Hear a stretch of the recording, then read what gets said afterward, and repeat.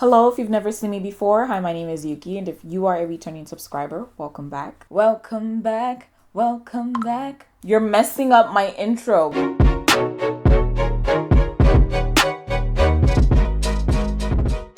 Today, I'm going to be showing you guys how I got these nails right here. These nails were inspired by the Fenty Beauty Kilowatt, highlighter in the shade Trophy Wife. As you can see here, I just got done filming this Fenty Beauty review tutorial tryout first impressions type thing, so I'll go ahead and put the little eye up here so you can click that and watch it if you want, but open a new tab or something and go to it later after you're done watching this video. Then you can go to that one. Giving you Trophy Wife vibes / mango vibes. In my last nail tutorial video, a few people were very salty.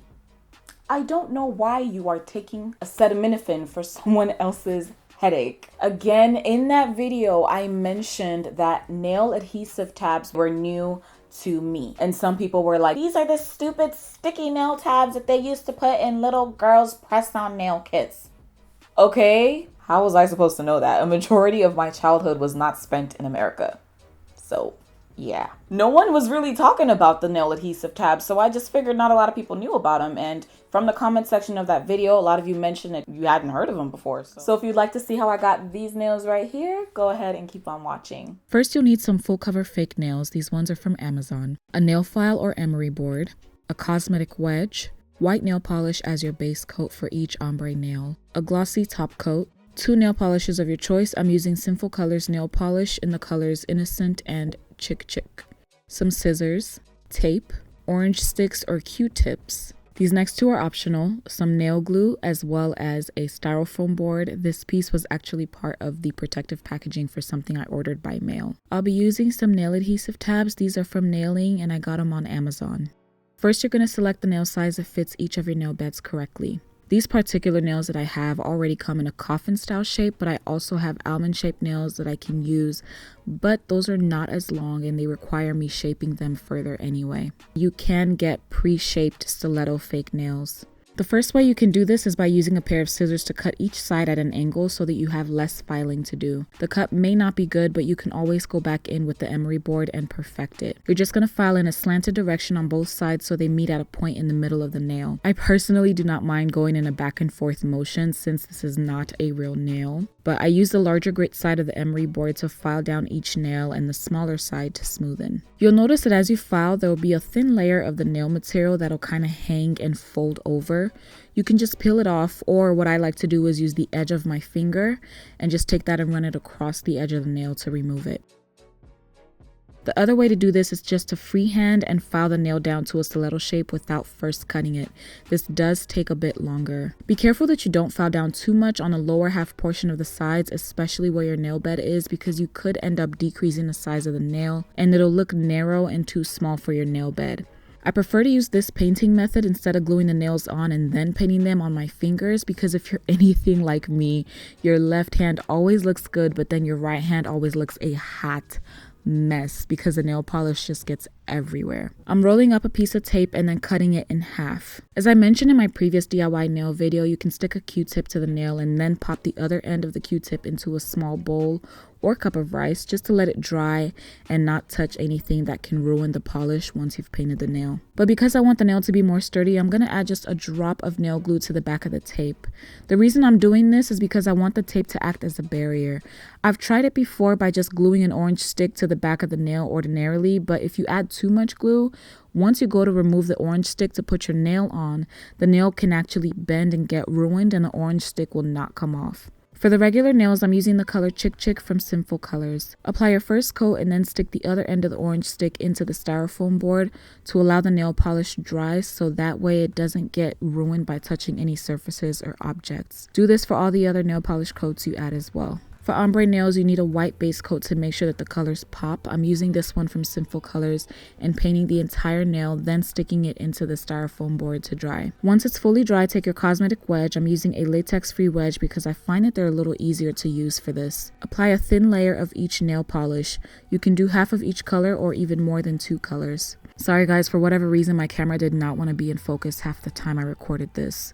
Overlap the colors a little bit for better results. Then take your cosmetic wedge and just gently roll it over the nail 1 to 2 times. I did more than 2 times because I wanted to cover every surface on the first application. Then back to your styrofoam board to let that layer dry completely. When that's dry, add some more polish to your cosmetic wedge. And then gently stipple the cosmetic wedge over the nail. In the area where both colors meet, gently stipple up and down and overlap them a little bit just to give it that ombre effect. You can repeat the steps several times to get the color intensity that you want. This is optional, but once the layers underneath are dry, I like to go back in and add some polish manually to specific spots that I feel need more color intensity, and that's mainly to the outer edge of the ombre where the colors do not touch each other. Then a final step that makes the ombre look really good and blend well is to apply a glossy top coat. I'm using the Seche Vite Dry Fast top coat.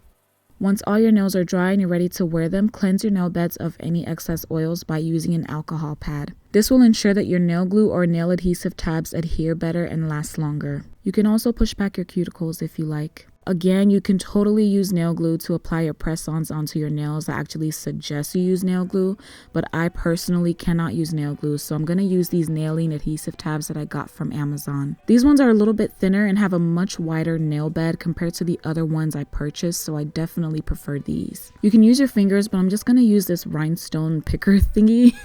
I'm using that to grab the nail adhesive tabs and placing them onto the nail bed. Press down to make sure that they are secured on that nail. Then remove the top plastic layer to expose the other sticky side. Apply your press-ons on your nails and press firmly to make sure that they're secure. A heads up about the nail adhesive tabs, you don't want to do too much with your nails because they can pop off if you're not careful.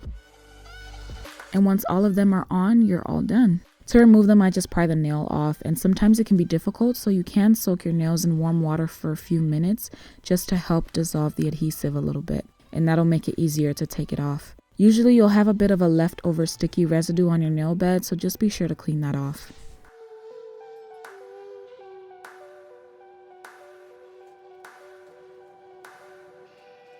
Again, as I mentioned, I cannot glue press-on nails to my nail beds because of my job. I work as a registered nurse in the ER, and due to sanitation and several other reasons, we can only wear our natural nails and they have to be kept short. And for me, I like to glam it up, from time to time, especially for these videos where I want to be looking put together. Finding out that I didn't have to ruin my nail beds by having those nails on for days, which essentially I can't do anyway. And then finding out that I could actually use nail adhesive tabs to secure them on for, a day or a few hours. It's flipping awesome. I don't know why anyone would get upset at that. I will suggest that you use nail glue if you are okay with having your nails on for days or weeks. If you only need these nails to last you one day or a few hours, I highly suggest the nail adhesive tabs. I have seen that some people are able to keep on their nail adhesive tabs for about 5 days, which I feel like is a lot, but if it works for you, it works for you. Like, I don't really know what else to say because so many people had such strong opinions about some freaking nails.